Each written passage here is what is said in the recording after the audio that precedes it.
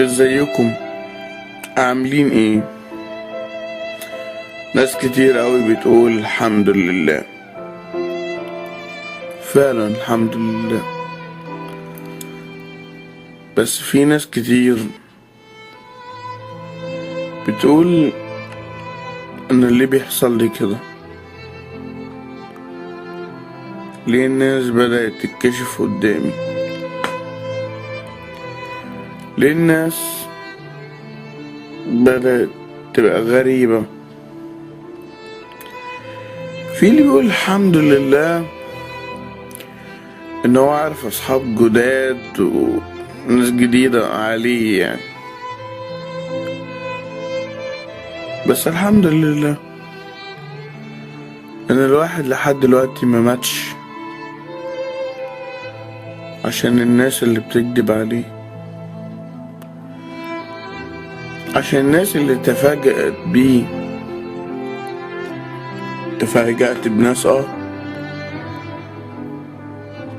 في ناس انت بتندم عليهم وتقول انا ليه كنت كلمته كده، انا ليه كنت صارحته كده. عارفين انا نفسي مش عارف اعمل ايه، تايه ما بين احلامي، عايز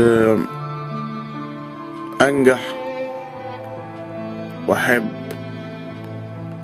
تبقى حياة ليا لوحدي. كلنا عندنا الاحلام دي، بس اتصدمت بالواقع. يمكن لما جيت افكر في الواقع لقيت ان هو حاجة كبيرة. في ناس المتفائلة قوي تيجي تقولك يا ابني احلم، ما تخليش الواقع تتحطم. والناس اللي تحطمك وتكسر مقاديفك وتقولك لأ، انت استمر، خليك اللي انت فيه. هو ايه اللي انا فيه؟ انا عملت ايه عشان ابقى حاجة كويسة؟ ضيعت لي عمري كتير قوي عشان انجرح مرة واتنين وتلاتة. عملت ايه عشان صدقت الناس؟ عملت ايه لما كنت صريح مع الناس؟ عملت ايه لما وثقت في واحد ولا اتنين وقلت له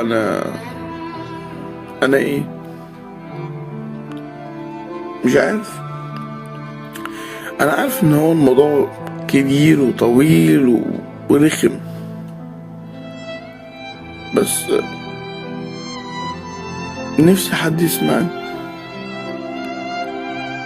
بس بقالي كتير كنت مش عارف اتكلم ولا اقول لمين ان هو يسمعني.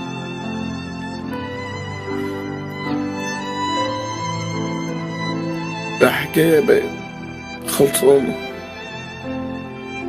خلصت معانا الحكاية وخلص الكلام. معلش يا جماعة دوشتكم.